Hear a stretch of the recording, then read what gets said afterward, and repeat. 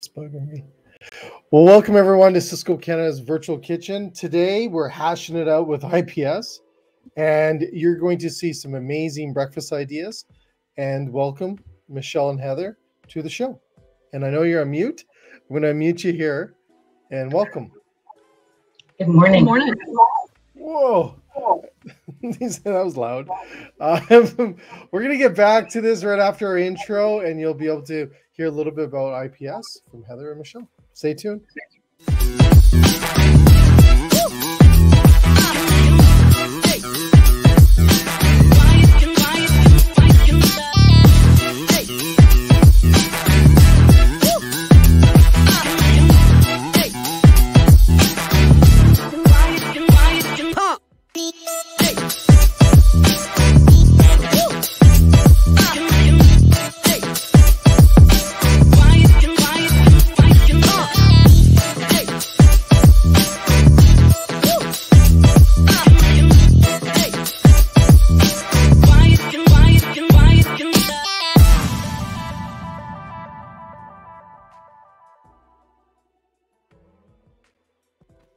Awesome. Well, welcome back, everyone. We have a great show lined up for you today with IPS. First of all, Heather, can you tell us who IPS is? What are you guys? Sure.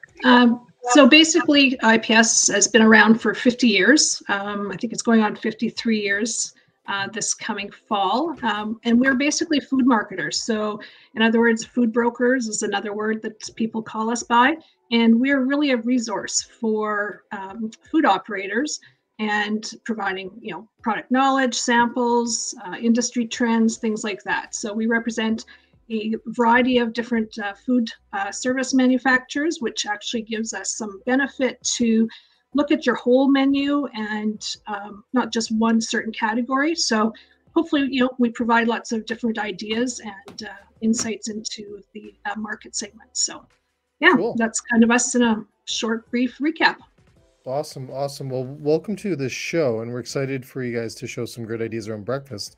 And we'll bring in Chef Michelle. Welcome, Chef. You're off. Good morning. Good morning. Good morning. So, Chef, what are we going to be working on today? What are we going to be looking at? Well, we're going to look at some breakfast ideas. And I say breakfast loosely because, sweet goods, French toast, eggs, people always associate those with breakfast, but they're really any time of day foods. And my motto has always been what's old is new again. So, let's look at some of the things that 20, 30, 40, 50 years ago were on trend and every restaurant had. And let's bring them back and reinvent them. Awesome. Well, I'm dying for you to see these classics again and your take on them. So we're going to cut to a quick commercial, come back, and then Chef's going to cook some classic breakfast items with us. So stay tuned. Cisco is Canada's leading restaurant supplier with more than 14 locations across the country, servicing every province and territory. We are grateful for our partnerships and proud to service our customers from St. John's, Newfoundland to Victoria, BC. With the most distribution sites in Canada, we are recognized for our national reach and local connection. Cisco services every community size, from every major city to every small town. We are relentlessly innovating to ensure you have the products and services you need, no matter your location, with a coverage area that's continuously expanding. A partnership with Cisco guarantees access to the industry's best distribution network, keeping you on trend and stocked with fresh products and fresh ideas. Cisco Canada provides a broad range of food and non-food products to both independent and chain restaurant customers and other away-from-home locations, such as healthcare and educational facilities. No matter your cuisine type or culinary capabilities, we can help. Our products are sourced locally in Canada and within our specialized global network of responsible suppliers. Our categories include meat and poultry, seafood, dairy, produce, bakery and desserts, food service supplies, beverages, specialty and world food products, and pantry staples. Locally focused, our regional teams provide the hands-on customer service that sets us apart, ensuring you have what you need when you need it. Visit cisco.ca to learn more. Awesome. Well, welcome everyone back to Cisco's Virtual Kitchen. IPS is taking us over today, so let's get right into it, Chef. Over to you. Okay, so we are going to start with an old classic, a Monte Cristo. We're going to do it a little bit different though today. Okay, keep going. Typically a Monte, sorry, there was some back noise there. I apologize, everyone. Typically a Monte Cristo is a ham and cheese sandwich / French toast, but on the savory side. Today we're going to do a little bit different. We're going to do the ham and cheese, but we're going to do a Canadian back bacon, some goat cheese, some fresh spinach. We'll go from there. Awesome. So the one thing that I find that's much easier rather than try and build a sandwich and then fry it up is to do each slice slightly individual. So we're going to do one piece to start. And then I'm going to add some goat cheese here because we always want that stickiness that's going to hold everything together. And that's what our cheese is doing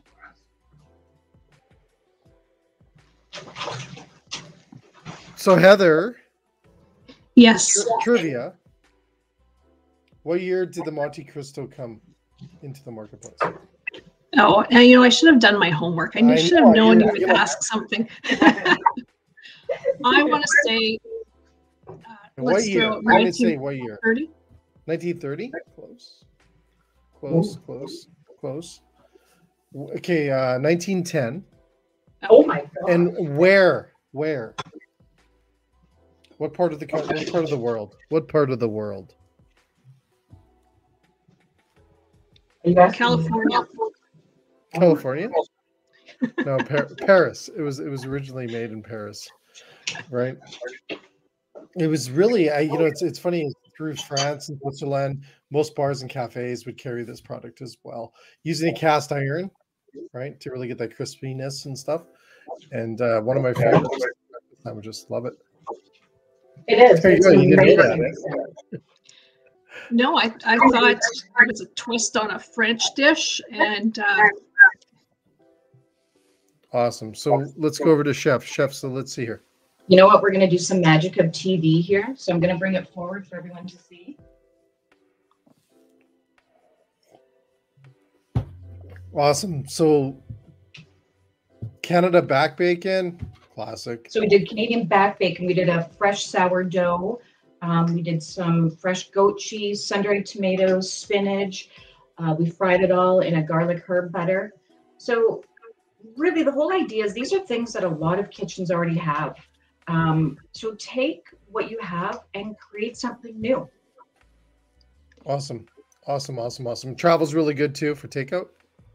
It fantastic. I mean, this one I just put on a cutting board here today, but I made this morning. It's not overly greasy in any way. We just used a little bit of butter. We browned it a bit. The other thing is, like I said, I like to dunk each slice individually and then build the sandwich in the pan. Otherwise, it just gets way too sloppy. I think we've all had that when we've made French toast. It just almost falls apart if we saturate it a little bit too much. So yeah, it's wonderful in a takeout container. Awesome. And a Monte Cristo also. A Monte Cristo also goes great with a dipping sauce. So a lot of people will take and do a sweet sauce. So maybe like a like a jam or things like that, maybe thinned out a little bit so it's a little syrupy. Goes great with a Monte Cristo. Very cool. Definitely, yeah. Very cool. So Chef, what do you have next? Oh, this one is one of Heather's favorites. So Heather, I'll let you explain it a bit and I'll just get started on preparing it here for you. Yeah, so Michelle took a basic Denver sandwich and created it into a vegetarian Denver. And, in 2022, we're going to see still a resurgence of plant-based and vegetarian options. So what better than to, remove the meat, and she's going to kick it up with a trio of mushrooms. So I can't wait to see what she comes up with. Awesome. So I'm going to do a little trivia. What is the Denver sandwich also known as? Oh, you got me again, Jay. Gee. Yeah, it's also known as the Western sandwich, right? Oh, I should have known that. Yeah, you see that a lot. I think in a lot of in the U.S. market, and you see in different markets, you'll see that Western sandwich on there, and Denver omelet, right? There you go. Yeah, exactly. Trivia. Had no idea I was going to do trivia today. Hey? No. Yeah. That's what you get, right? And I do believe it, including, it's been claimed to be invented by a Denver restaurateur, Albert A., in 1907. It's pretty cool. See, again, that's, what's old is new again, and all the different twists you can do to kind of bring back that nostalgia. I think it's great. Exactly. So, Chef, what are you doing there? Well, I am making up our Denver. So again, things that people have in their kitchens. Every kitchen has at least button mushrooms. They may have a few different varieties. I did a portobello, a cremini, and a button. And I just jazzed up a little bit with some truffle oil. And truffle oil is a very, very strong oil if anyone has ever used it. Truffle has a flavor unlike anything else. So just a little drop, sauteing the mushrooms and onions is more than enough. Yeah, it is definitely something that it can get pricey if people don't use it properly. So I think that's another reason why you want to be sparse with it. Exactly. But it's one of those things that's become almost a norm in a lot of kitchens, right? Yeah, you're right. You see it more and more popping up. It was very unique or high casual or fine dining, and now you see it everywhere. Burger shacks, everywhere, which is good because it tastes really good too. It does. Yeah. So I'm just putting What's that? What was that? So what was that? Well, okay. I'll get to that. Just be patient. I did some mozzarella, and then I just made a quick basil oil.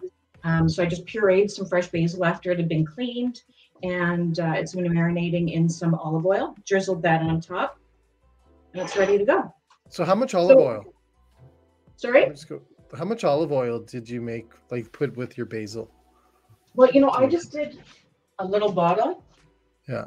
So, we all know basil, right? So two big handfuls is this little bottle, right? Quarter bottle. And then I filled the rest up. Yeah. And then I filled the rest up with olive oil. So I just give it a really good shake, and, I drizzle it on things all the time. There you go. That's really cool. I like that.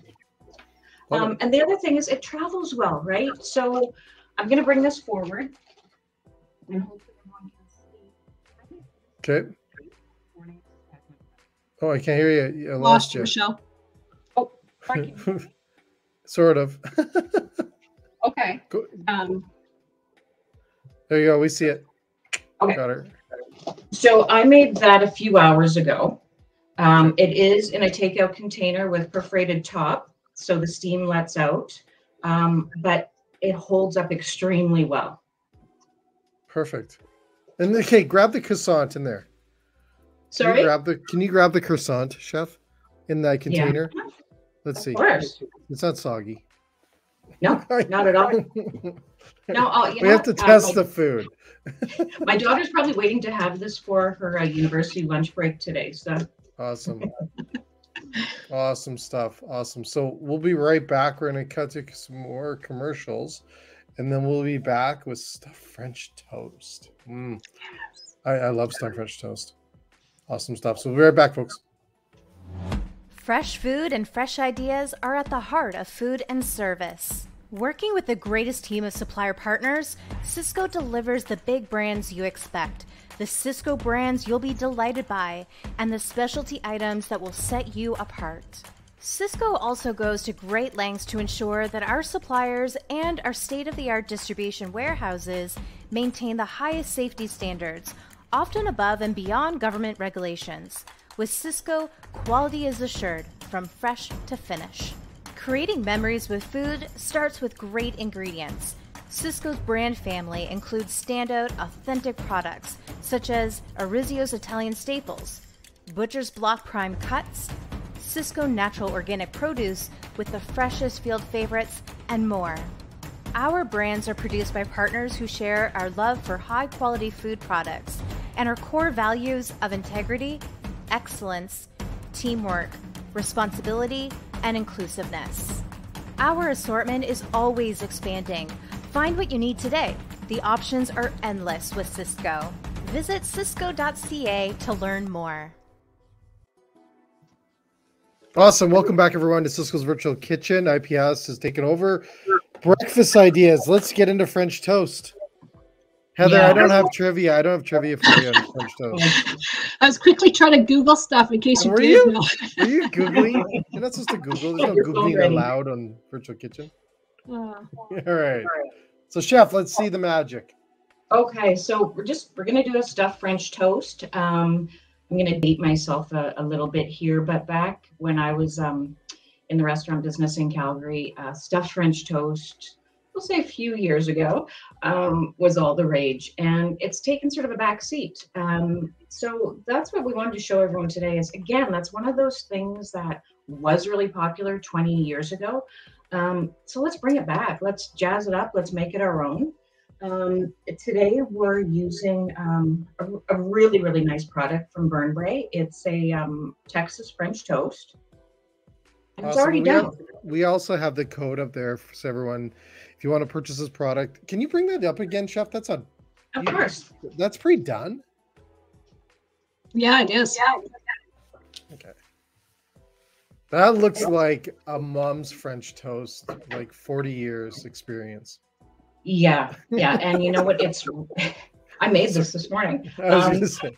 It's really, really tasty. So what I like to do with it though is to warm it, which obviously you need to. I still like to put it in a frying pan and just heat it up and crisp up those edges really nicely. We are going to add a mascarpone cream filling, and we've infused that with some lemon and orange rind, some lavender, just, you know, made it nice and you know, not overly sweet. That's the thing, right? The French toast already has that sweetness. Yeah. Awesome. I'm gonna top what do you put? Okay, wait a second. Yeah. I'm getting ahead of me. I'm getting excited. Okay. So what is it? Okay, so you just threw it on there? Yeah. Now, okay, sorry. I was looking at the wrong screen. I was watching you 5 seconds behind, so I'll be quiet. Oh. No, you know what? I mean, food, it's food, right? I mean, try not to take it so seriously. Have fun with it. You know, I mean, even if you're not a chef, Google things, try different things out. Just have fun and play with it, right? You know, like I said, lavender, orange, mascarpone, some French toast. My brand new favorite product, which is absolutely addictive, is these fantastic cherries. So we're gonna scoop a few of those on. Holy cow, those come in a can?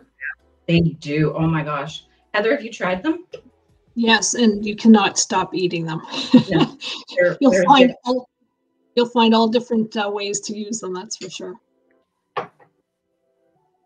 So then, because we have some sweetness from the cherries, we have a little bit of sweetness from the mascarpone because it is a sweeter type cheese.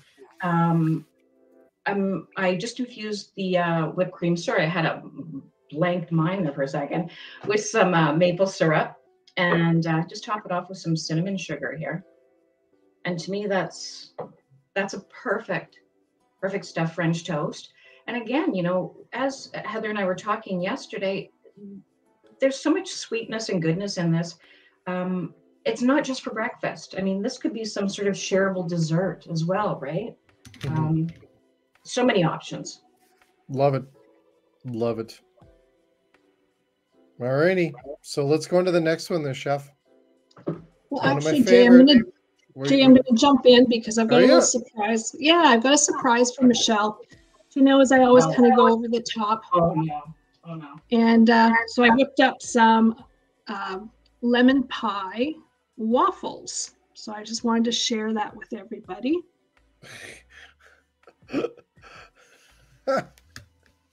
So, you know, lemon. Okay, just wait a second, Heather. Are you like hiding out on your chef skills with us? I am a self-proclaimed food enthusiast. Let's put it that way. Is that how you say it? That's awesome. That's Awesome. beautiful. That's beautiful. So the next piece we have is we know that takeout's not going anywhere. Yeah, there will be a time when people want to get back into the restaurants, and it's just that whole atmosphere of being in the restaurant and enjoying yourself and dressing up and all of that. We will get back to that in full force at some point, but there are still going to be situations where takeout is important. And we've got some great ideas here. So this is such an amazing product, and I have to apologize. I've never tried it before, but it's a box from Sabert, and we made a breakfast charcuterie platter. Okay, breakfast charcuterie platter. Yes. Can I bring it up to show you? Yeah. Might not be able to hear you, but we're not going to mention that you're drinking this early in Regina either. We're not going to point that out. That's so cool. So, again, just something different. I mean, Heather was mentioning Valentine's, right? A Valentine's breakfast box. I love that. Some French toast sticks, croissants, bagels, some, flavored cream cheese, obviously some fresh fruit, some different spreads, right? This one right here is a pear date and cognac chutney. Yes. So tasty, even on, the bran muffins as a little bit extra.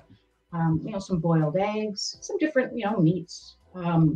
Just an awesome thing. I mean, I would love this. So very cool. So let's talk about your drink there, so you can at least have a. Using it, hey.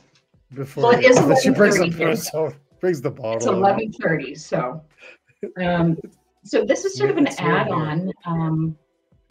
And I'll let Heather explain it a little bit, but an add-on to, say, the box or to-go type item. So Heather, if you just want to explain our whole idea behind this. Well, not only, we're heading into February. It's Dry February challenge is out at the moment, with funds being raised for the Canadian Cancer Society. And so, we're kind of encouraging, you don't have to do an alcoholic beverage like we do, today, but maybe make it customizable and offer a non-alcoholic offering. And you can even, maybe promote $1 from that non-alcoholic beverage can go towards the Canadian Cancer Society. So, non-alcoholic beverages are really becoming popular. So they're huge. They're huge everywhere. Don't forget about those. So, Michelle's got the sparkling water there, and a great alternative to Prosecco. You know what? I see it a lot. I love it. The whole idea behind this as well, Jay, is that, and I apologize, I don't know every province, state rules and regulations, but I know where we're from, you can't have mixed drinks that you sell. So this takeout container we filled with juice, which is a pink grapefruit juice, a few ice cubes to keep it nice and cool, and some fresh chopped rosemary. And so you can sell this, the juice mix, and then sell your bottle. And it's a pack that you can sell to customers, and disposable champagne flutes as well to go with that. Awesome. I love it. Love it. Quick idea for that. And it's great for Valentine's Day is what I'm thinking too, right? Like it's such a great time. I mean, and it can be anything, right? You can, small bottles of, say, a gin or a vodka. You can do a Clamato Caesar in one of these as well. Just lots of different ideas, right? Yeah, absolutely. Add some ginger beer and you've got a beer mosa. So a beer mosa. Yeah. God, Heather, we got to start drinking and eating waffles together. That's right. That's awesome. Well, thank you again for both of you and everyone else. Thanks for tuning in today. Watch us on demand. We have so many shows on the SVK Network. We're back again tomorrow with The Little Butcher. And then on Friday, we hear from a couple of restaurant experts with Matt Roloff on the Around the Booth show that we're doing on Thursday. And then Friday, we're doing an oil show on Fryer Oil. And we're going to do some testing of Cisco's new filter pad that we just launched a few weeks ago. So we're going to test it out with one of our chefs in Winnipeg. To everyone else, subscribe and follow us on every network. We're out there on every social channel. And thanks again, Heather and Chef Michelle, on your awesome ideas for breakfast. Thanks so much. Thanks for hashing it out with us. It's awesome. And I'm going to mute you, but everyone else, we're going to just do an outro. And thanks again, and we'll see you guys later.